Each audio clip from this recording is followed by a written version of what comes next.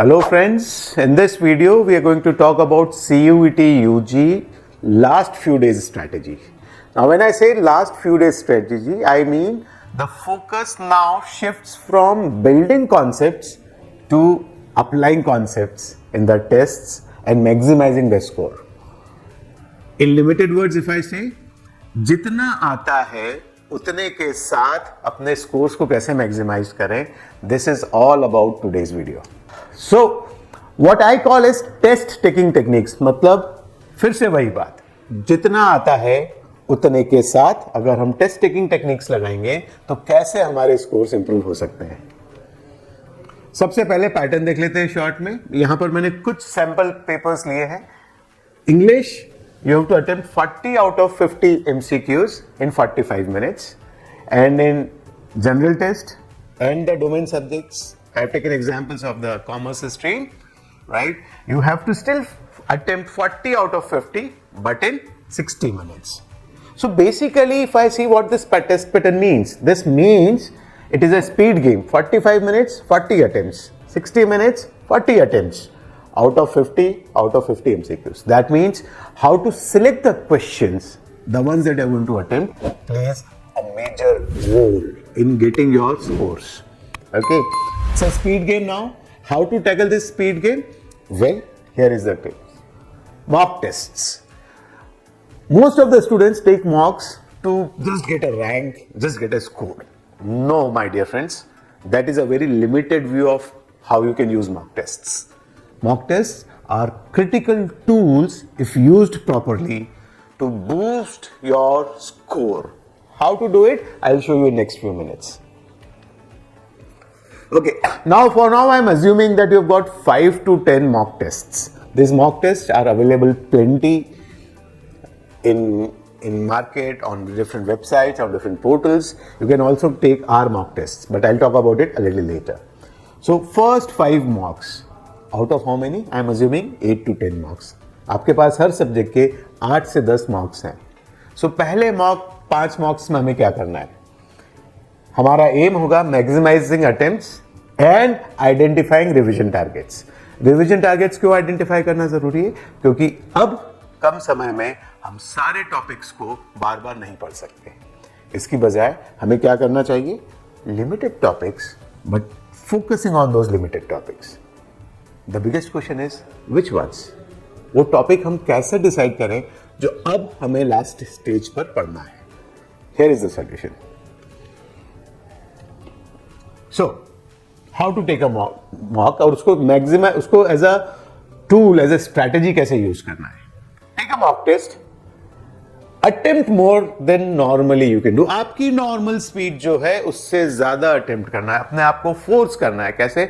Sense of urgency और साथ में ABC टेक्निक. अगली स्लाइड में दिखाऊंगा एग्जैक्टली ABC टेक्निक क्या होती है.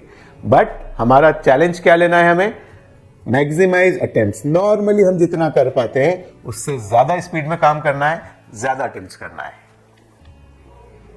फिर आ जाएंगे एनालिसिस पे.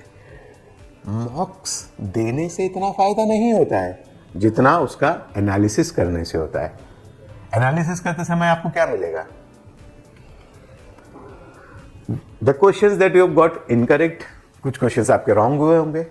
Obviously, when you are working at a faster speed, हो सकता है ज्यादा questions wrong हुए, incorrect हुए. कोई बात नहीं.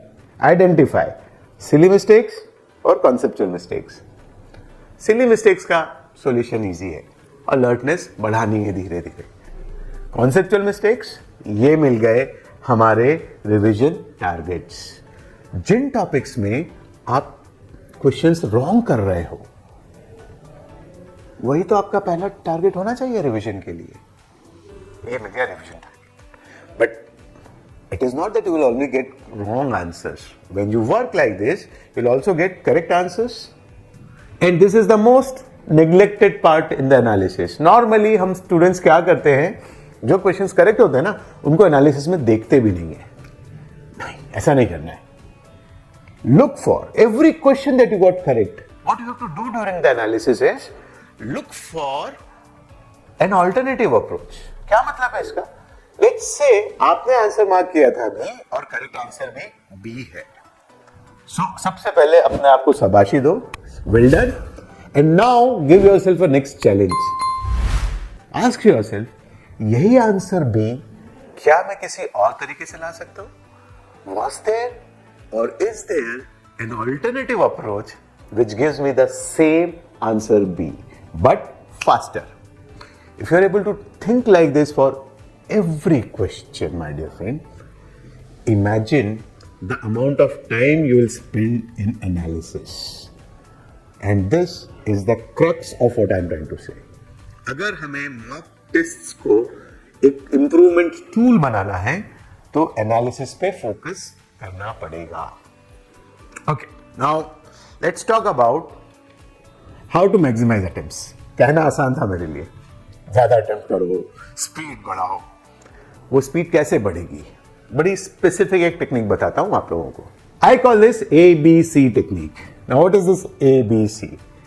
सो on the computer screen or on the paper, when questions come to your eyes one by one, what you have to do? Read every question and try and identify whether the question is A type, B type or C type. Now what does A type mean? Easy question that you can solve in less than 1 minute. Direct question, option से देख के समझ में आ रहा है कौन सा होना चाहिए.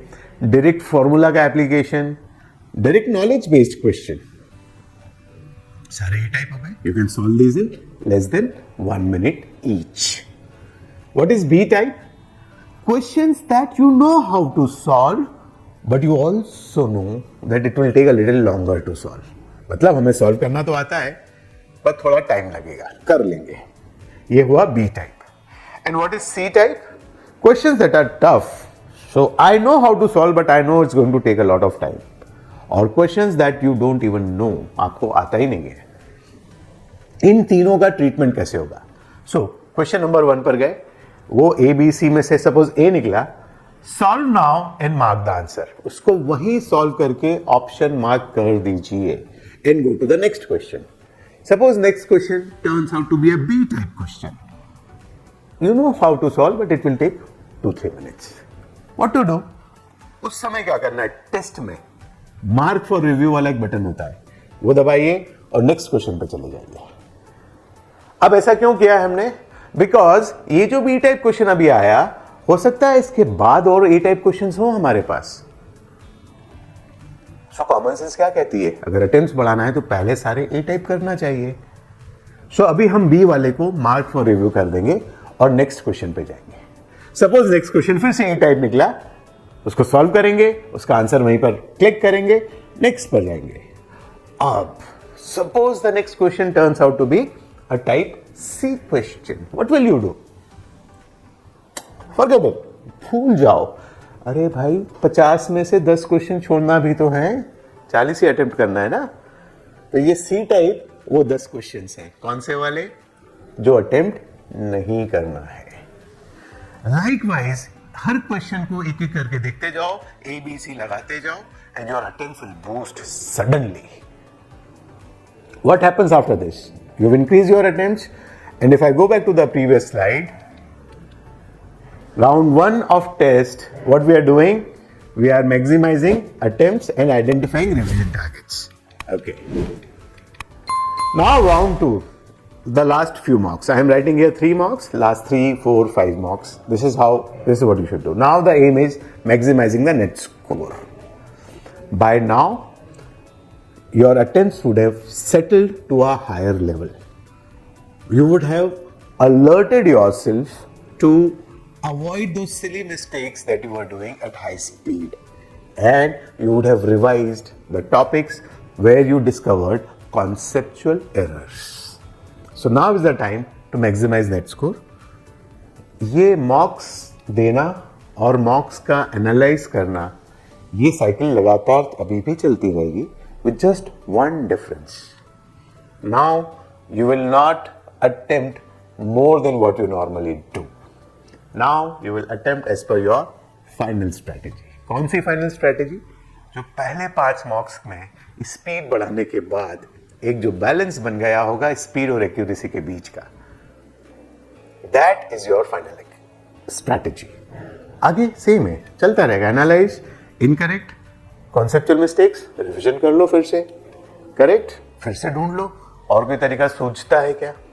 And this is a cyclic process. In every cycle of this process, you will notice that your scores are going up, right? In any MCQ exam, especially CUET, where it's all about speed, maximizing attempts, this is the best test taking technique one could have. Happy talking to you. Keep learning, and all the best.